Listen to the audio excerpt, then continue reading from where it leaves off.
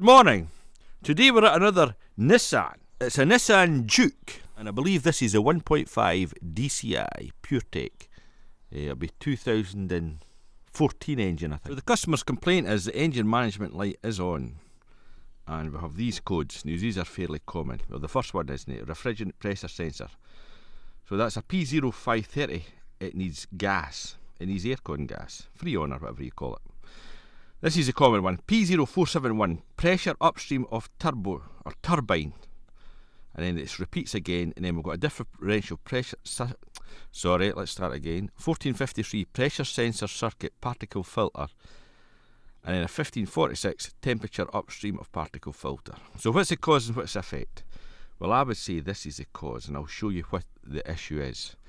But also, with this 471, you also get this code in the ABS, 1130, engine signal. So without any further ado, we'll show you where the problem is. So this is the sensor we believe it's referring to. So these sensors can be located at anywhere, because we had one another day, it was round the back, but this one looks a lot better. So this is a turbine pressure sensor. You also have the DPF pressure sensor, which is near the exhaust. So this becomes blocked, sorry, I'll take my hand away, this becomes blocked with carbon over time because it's taken from the inlet manifold. So every time you go to boost, it's pushing soot up into this. So we've still never came up with a definitive method, Roddy, for cleaning them. They're a pain in the hookie. So we'll try the day rodding it and see what it is. But before we do that, we're going to get some pressure readings and see what it says. So we just went right into the engine computer, and you can actually see these are all in the past. 530, 471, 471, 1453, whatever that was again. And the one that's current is the 1546, temperature upstream of particle filter. So Roddy, was it, what year was it in OBD?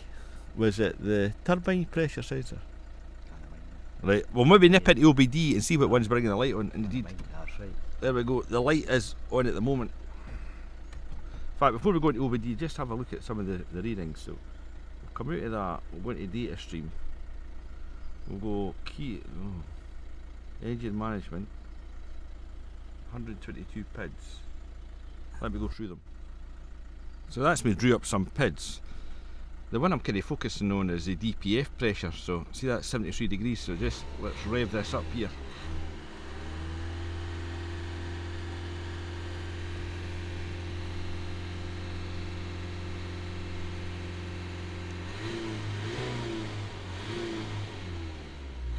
Back to that. Manifold pressure, we'd imagine this is a turbo, so let's gear up, well, let's see. Key on, engine off, that's right, should read 1000 millibars. And then when we turn the engine on, it should go up a wee bit.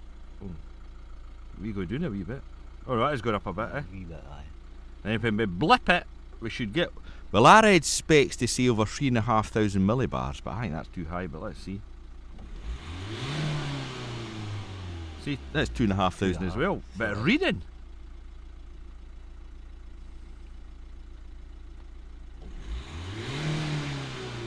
It done even less this time. A bit of mystery. He's went up 86 degrees, so let's nip into generic OBD. Now just found another PID, intake manifold pressure. So if we hit that and we rev that, it goes exactly the same, so it's reading. So we're popping into generic OBD to see what comes up in that. And that's the generic OBD one is really the one we're chasing. Oh, 2 DTCs, enter. Oh! Nothing there. I think what these are, gobbledygook. 470. So we reckon that's a turbine one, and it's showing current. So we jumped into generic OBD, and we're looking at intake manifold pressure sensor, and if we rev that, he's working. So is he just a little bit clogged? We're not sure. Go and disconnect that, Roddy. Wait. Disconnect this and see if indeed we're on the right sensor. See if it stops reading in generic OBD. There we go. Right, that's it off. We're still reading, so let's rev her. I don't care what's that in, Roddy.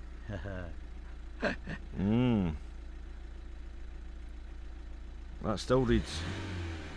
Let's see what our code's changed to.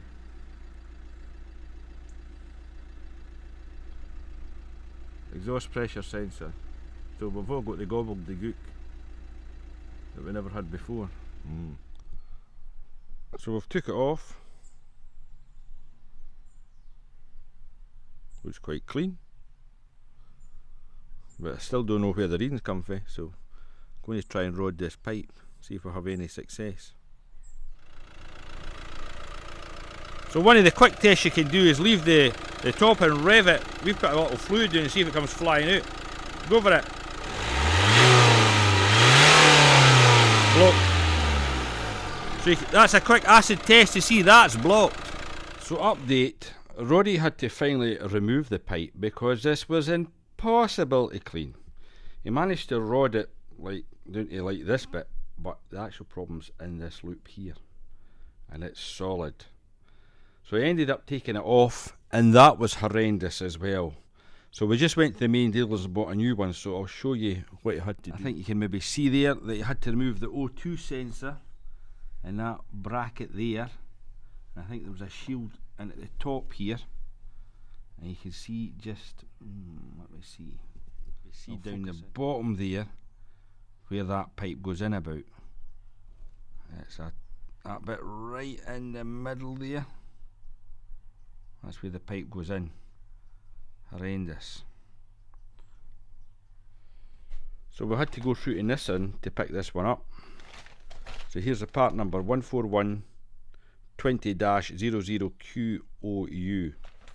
You can see this is the one just like a brake pipe. And yeah, it's fairly simple. So I think that one was £30. And we've actually got another car coming in as well. This is the other type with the banjo bolt fitting at the end, so that's a Alpha 0942 Charlie 1. They said that was an updated part number. So we've got that one to do, I'll show you that as well. Another horrendous one. But that's double the price, that's about 50 quid. Oh, there's a part number there. 22321-00Q1C. I managed to get that new pipe down the back there. Oh. Don't know if you can see it going into that or no, but I had to slacken this little bracket off here and move that to the side, then you get it down. Oh, it's hard as anything. So that's everything back together with a new pipe installed. Horrendous, Roddy. Terrible.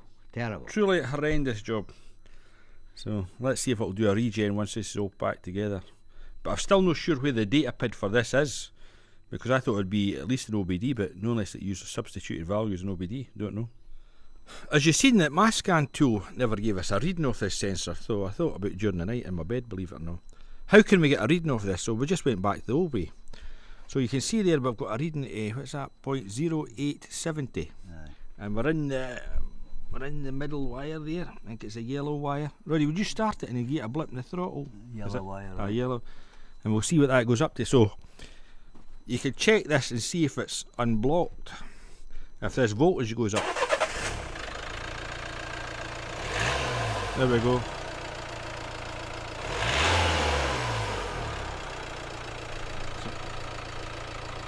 That's...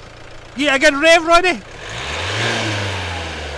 So you can see that it's getting up to about 2.5 volts. So you know there's air going through the pipe then. Right, my man? Right enough, if that didn't move up, it could mean two things. Either the sensor's kaput, which you would check for 5 volts and a ground, or the turbo's no spinning, which you would then say, you'd look at the manifold absolute pressure. See, that's gone up, but that's fine. So there's the codes that we have at the moment. We'll try and clear them. So go back, clear fault codes, yes. Okay, read fault codes. No TTC, so it has cleared. We'll need to go into ABS and clear that code as well. ABS. Okay. Read fault codes. Passed. So clear it anyway. Clear fault code, yes. Okay, read them. All good, okay, come out. We'll take it a road test. And we'll see what our readings are like. So here we go, first start. Oh, oil light stayed on a wee bit long. That oil light stayed on a wee bit long, Roddy. Huh? That oil light stayed a wee bit long. Yeah. Aye. Let's check it. So I've just drew up the manifold pressure pid again. You can see today, well, it's a sunnier day, you think pressure would be higher. It's a bit lower today, so we'll just put it 1008, so it could be a bit lower today. Start her up.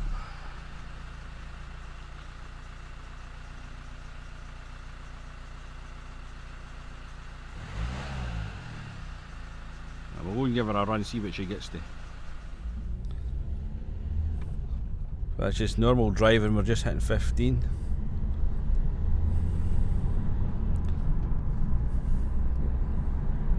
Meer perk about nu, Roddy, eh? Seems to be. No very good? No. Gutless. Try to take a first gear take off. Still a bit sluggish, eh?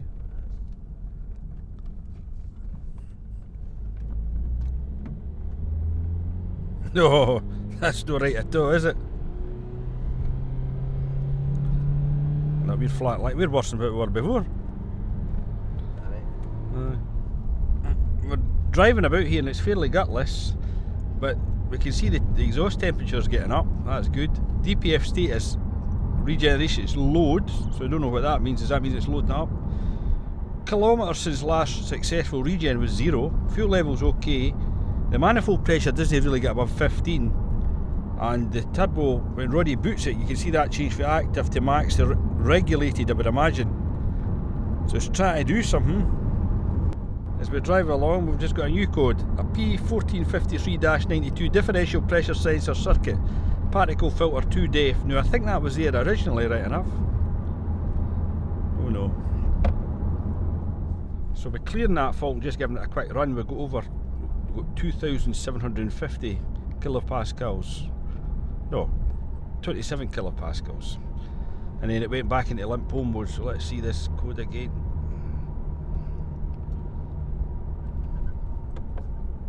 Read fault code. And it's back, we need to check that out, that sensor. We're looking under this DPF to see where this sensor's located, and oh, it's one of the close coupled ones. Look, he's there.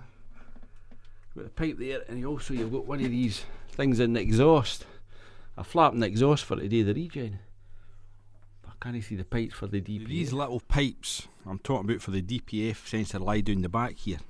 So probably better to take that out and try and get a long, which is easier said than done. We'll probably find one of them split. Right, another day, so we needed the pipe. So we had to go to the main dealer to get this. Now, we got this one from Renault, even though this is a what's this, a Nissan. So for this little pipe, including VAT, was £38. But if you went to Nissan, you would get it for, was it 25 quid? £15 plus VAT, so about £18. But they never had it today and were desperate. So we had to get this in, right? So Roddy had to strip out all the wipers, the front cowl and the lot to get to this. This ain't easy, and we're doing the back here, Roddy. Is that it there, lad? The wee white box there. You better take that box off with a 20 torque. A T20 torque removes that box. You get in, you get room there. Right, and then we're just needing the one pipe, because there's two pipes. There's a green pipe, and there's a, is that the one that's split? That's a 20 torque. Oh. That's there, split two places right here. Oh, alright, see, the usual suspect. That's it, yeah. So, we'd imagine it's the heat, because the DPF's so close to the engine, no breathing space. Different sizes. Different 8mm and 10mm. Aye. That's it, eh? So. That one there, I split it to get it off. Aye, it was hard to get, eh? Aye. Right. There's the top, the big one. There's the top with the blue. So here is all the stuff you have to take off. So wiper motor, that's the panel underneath the windscreen. Yep. Did we need to bother that already? No, I didn't need to bother with that. So you didn't need to bother that. This bit here. Well, that bit there as well. Had to take all that off. So it's really the wiper motor and the scuttle panel. Aye. The window wipers were big because they're thick back in. Oh aye, they couldn't get them off. So we've got the lovely carpet over for Christmas. Yes. The Christmas carpet. And just a matty line down here and working away there at the back. Can't even see the rest. There's a multi-plug. Now here's a question. Have any of you sourced where we could get this pipe a lot cheaper? That would be quite handy rather than having to go to the main dealer. So that's one question. And then the other question is, if you've got to do a regen on the DPF and you're using like the fluid, like that GML fluid, how the hang do you get into that thing? Because that is a major taking stuff apart. So that's another question if anybody does this on a regular basis. This is an operation and a half, so look, he's on his knees, the poor man.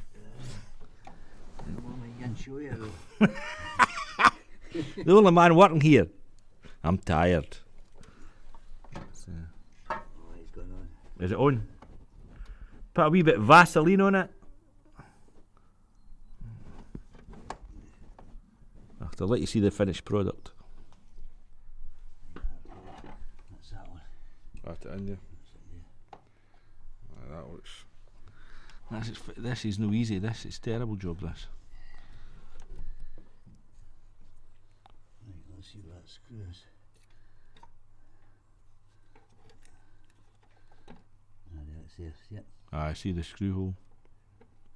That's that wire. Right, so get that in there. I'll take it there.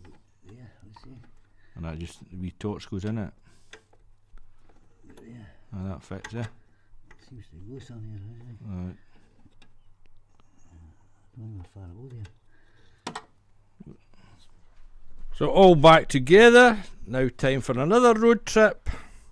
But just shows you think you've only got one fault, and here it could be two. In fact, it could be three. Let's wait till we take it a road test. So second try. Here we go. Right, just 2,500. 2,750.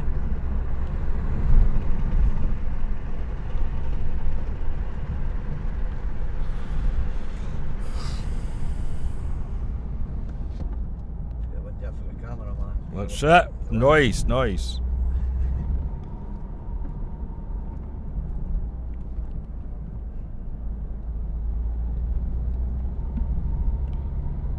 2727. We're not getting any higher than 27, that must be it already. But you can see we're going better now. The lights never came back on. It was on by yesterday, wasn't it? Right. Oh, plenty of power. We had a code at the beginning there for that downstream DPF temperature sensor, but that's working fine. It must just been the problem with it. But I'm going to do a static regen on it anyway, and I'm sure you'll find that go up to about 600 odd degrees, and that would prove that that's quite fine, that thing. So I seen a bulletin saying that manifold pressure should get up to about 3,500, but that's wrong on this car anyway. We're only getting up to 2,750. But the takeaway for this video is, on my data PIDs, I never had any PID for that turbo pressure sensor, and I never had any PID for the DPF about the pressure sensor there either. So it's like running about with one eye shut with this thing. So just be aware it's back to what commonly goes wrong with them anyway. But that little pipe's done the business. Never had any more fault codes. It's flying and already boots it. Well, we're getting up. We just got shy of 3,000 there already. So after 5 minutes, it's dropped the revs down to 2,000, and this is when the temperature should go through the roof. We're climbing nicely. So we've finally hit 636, 635. I heard a change in note. I hope we're going to start slowing down. Well, I think we are. think the regen is maybe just about over. There we're down to 200 degrees. So I think once you get to the same temperature as the turbine, you think you'll be pretty much there. So that's it. Touch back to finish command. Okay.